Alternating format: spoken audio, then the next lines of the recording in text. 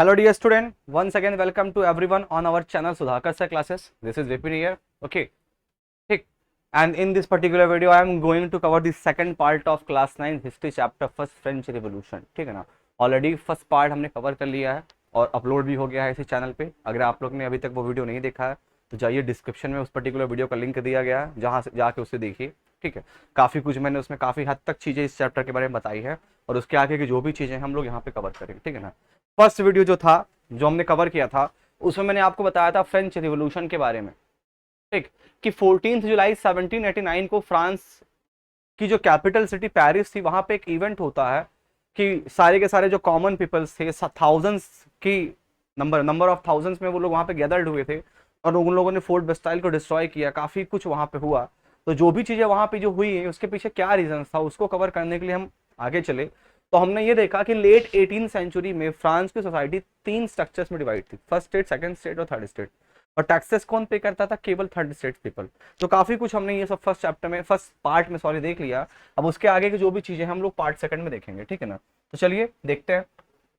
अब देखिए यहाँ पे साफ साफ मैंने आपको कल भी बताया था कि मतलब अप टू 90% पॉपुलेशन जो फ्रांस में थी वो किसकी थी? पीजेंट्स की थी। मतलब 90% के आसपास आपके पीजेंट्स थे। और उसके बाद जो आपके थर्ड स्टेट में जो मिडिल क्लास पीपल्स थे वो भी रहेंगे 5% तक। तो कह सकते हो थर्ड स्टेट पीपल्स की जो पॉपुलेशन थी वो अप्रोक्सीमेट 95% रही होगी। ठीक है ना, कुछ एक्यूरेट यहाँ नहीं बताया गया है। और एक चीज यहाँ पे एक लाइन और कह रहा है कि about 60% of the land was owned by noble church and other richer member of the third state। यहाँ पे ये कह रहा है कि पूरे के पूरे फ्रांस की जितना भी प्रॉपर्टी थी, पूरे फ्रांस में जितनी भी जमीनें थी, उसका 60% किसके पास थी? उसका 60% लैंड बॉडी 3 लोगों के पास थी, क्लर्जीज के पास, नोबिलिटीज के पास और आपके थर्ड स्टेट पीपल्स के ऐसे, थर्ड स्टेट्स के ऐसे पीपल्स जो रिचर थे, जो कौन थे? रईस थे। ओके, अब आगे देखिए। अब आगे इसके बाद क्या कह रहा है? आगे ये कह रहा है कि जो फर्स्ट 2 स्टेट्स के पीपल थे उनके पास बहुत सारे प्रिविलेजेस भी थे बर्थ से और वो उनको एंजॉय करते थे। प्रिविलेजेस का मतलब होता है एक्स्ट्रा ऑर्डिनरी पावर्स का होना, एक्स्ट्रा ऑर्डिनरी राइट्स का होना, उच्च अधिकार का होना। ये उच्च अधिकार इन लोग के पास जन्म से ही होते थे। जो पहले 2 स्टेट्स के पीपल थे, देखो साफ साफ कह रहा, first 2 state members enjoyed privileges. कौन कौन फर्स्ट 2 स्टेट्स के थे? क्लर्जी और नोबिलिटी। उसके बाद आगे क्या कह रहा है? आगे क्या कह रहा है वो भी देख लेते हैं। ठीक, चलिए आगे देखिए क्या कह रहा है। साफ साफ यहाँ पे बताया गया, आप लोग इस चीज को देख सकते हैं कि peasants were obliged to render services to the lord, to work in his house and fail to serve in the army or to participate in the building roads। जो थर्ड स्टेट पीपल से ये क्या करते थे? ये राजा महाराजाओं के यहाँ पे नौकर की तरह काम करते थे, उनको सर्विसेज प्रोवाइड करते थे, उनके घरों में, उनके जमीनों पर, उनके फील्ड्स पर। उसके बाद आर्मी में को भी सर्व करते थे, आर्मी में भी काम करते थे। और अगर कोई भी इंफ्रास्ट्रक्चर डेवलपमेंट होता था तो उसमें भी वो लोग पार्टिसिपेट करते थे। कौन? Third state peoples. और इसके बिहाफ पे इन लोगों को कुछ भी पेमेंट नहीं मिलती थी, ये एक सर्विस प्रोवाइड करते थे इन फॉर्म ऑफ टैक्सेस, आप ये कह सकते हैं। ठीक, अब आगे इसमें देखते हैं। यस वेट, हाँ ठीक। अब यहाँ पे आगे आप लोग देखिए, कुछ यहाँ पे टर्म्स दिए गए हैं, इन टर्म्स को भी हम देखेंगे। ठीक, सबसे पहले क्या कह रहा है कि लीवर क्या? तो जिस टाइम पर फ्रांस में ये सारे मूवमेंट्स हो रहे थे, जिस टाइम पर फ्रांस में ये सब चल रहा था, उस टाइम पर वहाँ की जो करेंसी थी वो लीवर थी। और ये करेंसी 1794 के बाद डिसकॉन्टिन्यू हो गई, मतलब इसका यूज बंद कर दिया गया। ठीक, इसके बाद क्लर्जी मैंने आपको बता ही रखा है, क्लर्जी कौन थे? First state peoples. चर्च में जो लोग स्पेशल फंक्शन परफॉर्म करते थे उनको क्लर्जी कहते थे। अब इसके बाद तिथ और टेल क्या है? ये भी बहुत इंपॉर्टेंट है, आपसे पूछा जाता है। तिथ क्या था? सॉरी मैं कह रहा हूँ टेल क्या था? टेल एक डायरेक्ट फॉर्म ऑफ टैक्स था जो सारे कॉमन पीपल्स पे करते थे। किसे? स्टेट को। स्टेट्स को सारे कॉमन पीपल जो डायरेक्ट फॉर्म ऑफ टैक्स पे करते थे उसे बोलते थे टेल। उसके बाद तिथ क्या था? तिथ आपका एक इनडायरेक्ट फॉर्म ऑफ टैक्स था जो कॉमन पीपल्स पे करते थे। किसे? चर्च में रहने वाले लोगों को, क्लर्जीज को पे करते थे। और ये टैक्स पे किया जाता था एग्रीकल्चरल गुड्स के प्रोडक्शन पे। कितना?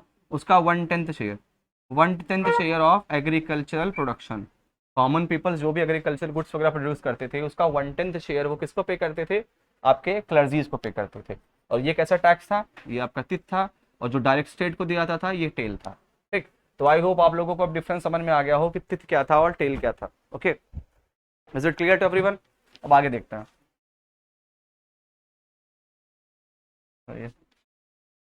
ठीक, यहाँ आप लोग फोकस करिएगा, मैंने आप लोगों को टिथ और टेल दोनों के बारे में बता दिया। टिथ क्या था? टिथ एक ऐसा फॉर्म ऑफ टैक्स था जो कौन चार्ज करता था? जो चार्ज करते थे फर्स्ट रेट पीपल्स। और ये क्या था? जो भी एग्रीकल्चरल गुड्स प्रोड्यूस करते थे, पीजेंट्स वगैरह या कॉमन पीपल्स, उसका 1/10 शेयर वो किसे देते थे? फर्स्ट स्टेट को। ठीक। और टेल क्या था? टेल एक डायरेक्ट फॉर्म ऑफ टैक्स था जो कॉमन पीपल्स पे करते थे किसे? डायरेक्ट स्टेट को। तो आई होप ये दोनों आप लोगों को डिफरेंसेस समझ में आ गया हो कि टेथ क्या था और टेल क्या था। और इसके अलावा और भी बहुत सारे टैक्सेस थे। Number of indirect taxes also charge by state on the consumption of salt and टबाको and other various goods. ठीक है, अदर वेरियस गुड्स के यूज पर, तंबाकू के यूज पर और साल्ट के यूज पे और भी बहुत सारे इनडायरेक्ट टैक्सेस चार्ज किए जाते थे। किसके द्वारा? स्टेट के द्वारा। और कौन पे करता था? Common people. तो आप लोग यहाँ पे एक चीज ये देखिए कि केवल थर्ड स्टेट ही एक ऐसा स्टेट था जिसके ऊपर फाइनेंसिंग एक्टिविटीज का बर्डन बहुत ज्यादा था, मतलब टैक्स का बर्डन बहुत ज्यादा था, क्योंकि टैक्सेस केवल कौन पे करता था? टैक्सेस केवल थर्ड स्टेट पे करता था। ठीक है, थर्ड स्टेट ही केवल टैक्सेस पे करता था। तो आई होप यहाँ तक ये चीजें आपको क्लियर हो गई हो। अब हम लोग देखते हैं इसके आगे। ठीक। अब आप लोग यहाँ फोकस करिएगा, ये पिक्चर मैं आपको एक्सप्लेन करने चला हूँ, बहुत ध्यान से देखिएगा। यहाँ पे जो ये आदमी बैठा हुआ है, जो ये मोटा हट्टा कट्टा आदमी बैठा हुआ है, ये है किंग, जो पूरी तरीके से तैयार है सारी चीज़ों को एक्सेप्ट करने के लिए, पूरी तरीके से रेडी है उन सारी चीज़ों को एक्सेप्ट करने के लिए जो ये कॉमन पीपल्स इसे पे करेंगे। ये कॉमन पीपल्स हैं बेचारे दुखियारे, ये आप देख सकते हैं कि जो भी चीज़ें पे करेंगे वो सारी चीज़ों को पे करने, उस सारी चीज़ों को एक्सेप्ट करने के लिए ये मोटा आदमी एक्सेप्ट करने के लिए रेडी है।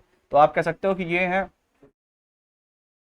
ये मिर्ज़ापुर के मुन्ना भैया हैं, या आप कह सकते हैं मिर्ज़ापुर वाले कालीन भैया हैं। ठीक है, जो भी चीज़ें मिलेंगे सब एक्सेप्ट करेंगे, ठीक है ना, सारी चीज़ों को लेंगे, रेडी हैं। और ये बेचारे मिर्ज़ापुर के लोग हैं जो इनको टैक्सेस पे करेंगे, टैक्सेस पे कर रहे हैं और ये पूरी चीज, पूरी के पूरे चीज़ों को रेडी हैं पूरी तरीके से एक्सेप्ट करने के लिए। देखिए यहाँ पे साफ साफ बोला गया है कि the poor fellow bring everything, grain, fruit, money, salad, and the fat lord sit there ready to accept it all.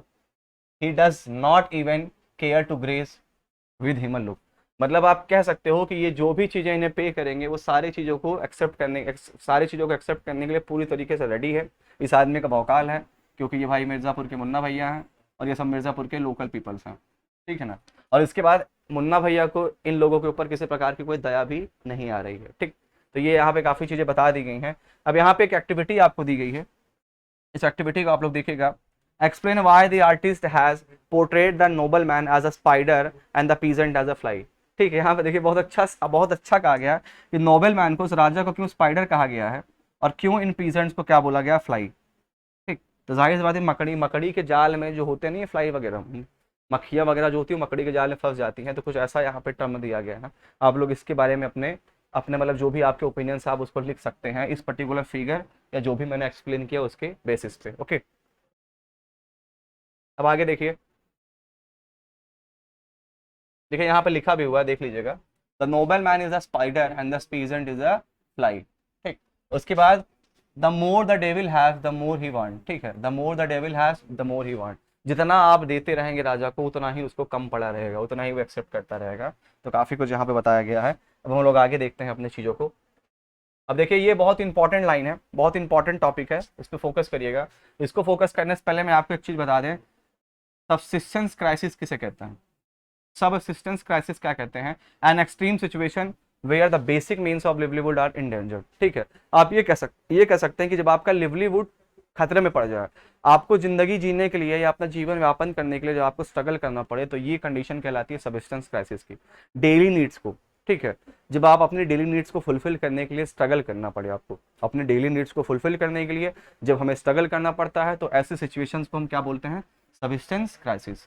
ठीक है, या इसको हम लोग ऐसे भी कह सकते हैं, in other word we can say that subsistence crisis is a particular situation in which we struggle for our survival और to fulfil our daily needs. जब डेली नीड्स को फुलफिल करने के लिए या सर्वाइव करने के लिए हमें स्ट्रगल कराना पड़ी, तो यही सिचुएशंस होती हैं आपकी सबसिस्टेंस क्राइसिस की। अब यहाँ पे एक और कह रहा है, एनॉनमस का मतलब क्या होता है? एनॉनमस को आप कह सकते हो अपरिचित। ठीक, अपरिचित, सिंपल सी बात है। One who name remain unknown, एक ऐसा व्यक्ति जिसका नाम, जिसकी पहचान क्या है? अननोन है, अज्ञात। ठीक है, जैसे अपरिचित मैंने बोला ना, स्ट्रेंजर, बस वही एनॉनमस। ओके, अब यहाँ पे देखिए नेक्स्ट जो हमारा टॉपिक आ गया है, द स्ट्रगल टू सर्वाइवल, ये टॉपिक आपके इसी इन्हीं टर्म से रिलेटेड है। जो ये टर्म हमने अभी कवर किया सबसिस्टेंस क्राइसिस, इसी पर्टिकुलर टर्म से ये टॉपिक हमारा रिलेटेड है। तो चलिए इसको देखते हैं। ओके अब यहाँ देखिएगा, the population of France rose from 23 million to 28 million. Okay 1715 में फ्रांस की पॉपुलेशन थी 23 मिलियन, और 1789 में जिस समय रिवोल्यूशन स्टार्ट हुआ था उस समय फ्रांस की पॉपुलेशन हो गई थी 28 मिलियन, मतलब 5 मिलियन पॉपुलेशन बढ़ी थी। 5 मिलियन मतलब आप लोग को आई थिंक समझ में आ रहा हो, 5 मिलियन मतलब 50 लाख, 50 लाख पॉपुलेशन फ्रांस की बढ़ी थी। और पॉपुलेशन के बढ़ने के साथ साथ ही वहां पर बहुत तेजी से डिमांड बढ़ गई थी, किसका? फूड ग्रेन्स की। फूड ग्रेन्स का डिमांड बढ़ा था, जाहिर सी बात है जब पॉपुलेशन बढ़ेगी तो पॉपुलेशन के साथ साथ चीज़ों का कंजप्शन भी बढ़ता है, और जब चीज़ों का कंजप्शन बढ़ता है तो उसकी डिमांड भी बढ़ जाती है। ठीक है, ये इकोनॉमिक्स में पढ़ाया जाता है 11-12 वाले बच्चों को। ठीक, आगे देखिएगा, production of grain could not keep pace with the demand. Demand जिस तरीके से हो रहा था उस तरीके से ग्रेन्स का प्रोडक्शन नहीं हो रहा था। ठीक, तो हुआ क्या, इससे क्या हुआ कि जो ब्रेड था उसके प्राइसेस को बढ़ा दिया गया, ब्रेड के प्राइसेस को बढ़ा दिया गया। और मेजॉरिटी ऑफ पीपल्स जो फ्रांस के थे उनका ब्रेड क्या था? स्टेपल डाइट था। फ्रांस के मेजॉरिटी ऑफ पीपल्स का ब्रेड क्या था? स्टेपल डाइट था। स्टेपल डाइट का मतलब होता है ऐसी चीजें जिसको हम डेली नीड्स में कंज्यूम करते हैं, those thing which we consume in our daily needs, those things those things which we consume in our daily needs. ऐसी चीजें जिसको हम डेली नीड्स में कंज्यूम करते हैं उनको स्टेपल डाइट्स बोलते हैं। ठीक है ना? तो यहाँ पे आप लोग बहुत ध्यान से इस पैराग्राफ को देखिएगा कि फ्रांस की पॉपुलेशन जो थी 1715 से 1789 में 5 मिलियन बढ़ गई थी, और पॉपुलेशन के बढ़ने के साथ साथ फूड ग्रेन्स की डिमांड भी बढ़ गई थी। जाहिर सी बात है जब पॉपुलेशन बढ़ेगी तो कंजप्शन बढ़ेगा, और कंजप्शन बढ़ेगा तो चीज़ों की डिमांड भी इंक्रीज होगी। लेकिन जिस तरीके से डिमांड बढ़ी थी उस तरीके से प्रोडक्शन नहीं हो पा रहा था, और इसी के कारण क्या हुआ कि वहां पे जो ब्रेड था, ब्रेड के प्राइसेस बढ़ गए थे। और ब्रेड मेजॉरिटी ऑफ फ्रेंच के मेजॉरिटी ऑफ पीपल्स का क्या था? स्टेपल डाइट था। स्टेपल डाइट क्या होता है? जो हम डेली नीड्स में कंज्यूम करते हैं उसको हम स्टेपल डाइट बोलते हैं। ठीक, आगे, most worker were employed as labour in the workshop who own fix their wages. ठीक है, और बहुत सारे लोग वर्कर्स क्लास के थे बेचारे, उनके वेजेस में कोई इंक्रीमेंट नहीं हुआ था, उनका वेजेस फिक्स था, but wages did not keep pace with the rise in price. जिस तरीके से प्राइसेस बढ़ रहे थे उस तरीके से उनका वेजेस वगैरह नहीं बढ़ रहा था, जिस तरीके से प्राइसेस बढ़ रहे थे उस तरीके से उनके वेजेस नहीं बढ़ रहे थे। So the gap between the poor and rich and वाइडेड, और इसी के कारण सोसाइटी में रिच और पुअर के बीच में जो गैप था, ठीक है, रिच और पुअर के बीच में जो गैप था वो और भी ज्यादा बढ़ गया था। आगे क्या कह रहा है, this become worse whenever drought or hail reduces the harvest. These laid a subsistence crisis, something that occur frequently in France during oldism. और इसी चीजों के कारण क्या हुआ था, फ्रांस में ये कंडीशन आ गई थी। कौन सी कंडीशन? सबसिस्टेंस क्राइसिस की कंडीशन। ब्रेड के प्राइसेस बढ़ने से फ्रांस में सबसिस्टेंस क्राइसिस की कंडीशन क्रिएट हो गई थी, जिसमें मेजॉरिटी ऑफ पीपल्स को अपने डेली नीड्स को फुलफिल करने के लिए स्ट्रगल करना पड़ रहा था। ठीक है, क्यों? क्योंकि जाहिर सी बात है भाई, पॉपुलेशन बढ़ी, पॉपुलेशन के साथ साथ चीज़ों का कंजप्शन भी बढ़ना चाहिए। चीज़ों का कंजप्शन बढ़ता है, और चीज़ों का कंजप्शन बढ़ता है तो डिमांड हाई होगी, तभी तो कंजप्शन बढ़ेगा। तो यहाँ पे हुआ क्या कि पॉपुलेशन बढ़ गई, चीज़ों की डिमांड बढ़ गई, लेकिन डिमांड के अकॉर्डिंग चीज़ों का प्रोडक्शन नहीं हो रहा था। तो लेकिन डिमांड के अकॉर्डिंग जब चीज़ों का प्रोडक्शन नहीं होगा तो ऑटोमेटिकली उसके प्राइसेस मार्केट में बढ़ जाएंगे। और मोस्टली या कह सकते हैं majority of French peoples are consume bread in their daily life. अपने डेली लाइफ में majority of French peoples bread को कंज्यूम करते थे। ठीक, क्योंकि वो उनका स्टेपल डाइट था। और मैंने स्टेपल डाइट की डेफिनेशन आपको बता दी, those thing which we consume in our daily needs considered as staple diet. तो जाहिर सी बात है कि अब क्या हुआ, एक ऐसी सिचुएशन आ गई थी कि उन लोगों को अपने डेली नीड्स को फुलफिल करने के लिए स्ट्रगल करना पड़ रहा था, क्योंकि चीज़ों के दाम बढ़ते जा रहे थे और उनके वेजेस में कोई इंक्रीमेंट नहीं हो रहा था। तो फ्रांस में एक ऐसी सिचुएशन आ गई थी कि लोगों को अपने डेली नीड्स को फुलफिल करने के लिए स्ट्रगल करना पड़ रहा था। ठीक है, तो आई होप ये पूरा का पूरा पैराग्राफ आप लोगों के दिमाग में समझ में आ गया हो। अब हम लोग चलते हैं आगे। अब देखिए ये फिगर मैं आपको एक्सप्लेन कर दूं, ध्यान से देखिएगा। How a subsistence crisis happen, ये आप लोगों को खुद से इन क्या कहते हैं, जो ये अनफिल्ड ब्लैंक्स हैं, इन अनफिल्ड बॉक्स को सॉरी, आप लोगों को खुद से फिल करना होगा। चीज़ों को पढ़ के, जो मैंने बताया उन चीज़ों को पढ़ के आपको ये जो बॉक्स दिए गए हैं जो फिल नहीं है, इन सारे बॉक्स को आप फिल करिए जो भी आपको समझ में आया हो। ठीक, the course of a subsistence crisis के ऊपर ये दिया गया है कि जो ये बॉक्सेस वगैरह है इसको आप फिल करके बताइए। ठीक, ओके। तो आई होप यहाँ तक आप लोगों को जो भी चीज़ें मैंने पढ़ाई हो, आप सारी चीज़ें आप लोगों को क्लियर हो गई हो। एक बार मैं क्विकली आपको उन चीज़ों का रिवीजन करा देता हूँ, बहुत ध्यान से आप लोग देखिएगा। आपने क्या देखा कि लेट 18th सेंचुरी में फ्रेंच की जो सोसाइटी थी वो 3 स्टेट्स में डिवाइड थी, और टैक्सेस केवल कॉमन पीपल्स पे करते थे। तो ये चीज़ें क्या शो करती हैं, ये चीज़ें ये शो करती हैं कि सोसाइटी में कितनी ज़्यादा इनइक्वालिटी और डिस्क्रिमिनेशन था। और उसके बाद कॉमन पीपल्स जो भी पे करते थे, राजा हर चीज़ों को एक्सेप्ट करने के लिए रेडी रहता था। और एक टाइम ऐसा आया जब पॉपुलेशन बहुत ज़्यादा बढ़ गई, तो पॉपुलेशन के बहुत ज़्यादा बढ़ने के साथ साथ चीज़ों का कंजप्शन भी बढ़ गया। लेकिन जब चीज़ों का कंजप्शन बढ़ा तो उस अकॉर्डिंग प्रोडक्शन नहीं हुआ फूड ग्रेन्स का, जिससे मार्केट में बहुत सारी चीज़ों के प्राइसेस बढ़ गए, स्पेशली ब्रेड। और ब्रेड क्या था, फ्रांस की majority of worker class peoples का स्टेपल डाइट था। क्या था, फ्रांस की majority of worker class peoples का वो स्टेपल डाइट था, जिसके कारण वहाँ पे एक ऐसी सिचुएशन क्रिएट हुई जिसमें लोगों को डेली नीड्स को फुलफिल करने के लिए स्ट्रगल करना पड़ता था। और इसी पर्टिकुलर सिचुएशंस को बोला गया सब्सिस्टेंस क्राइसिस। और एनॉर्मस का मतलब क्या था, एनॉर्मस का मतलब है कि कोई भी ऐसा पर्सन जिसका नेम वगैरह क्या है, अननोन है, अपरिचित आप बोल सकते हो साफ साफ। तो आई होप जो भी जितनी भी चीज़ें मैंने इस पार्ट सेकंड में कवर की है, सारी चीज़ें आपको क्लियर हो गई हो। अब जो भी इसके आगे के जो भी टॉपिक्स हैं वो हम ऐसे अपकमिंग टॉपिक्स अपकमिंग पार्ट्स में कवर करते रहेंगे, ठीक है। तो आप लोग प्लीज़ इस चैनल के साथ कनेक्ट रहिए, stay connect with us, okay.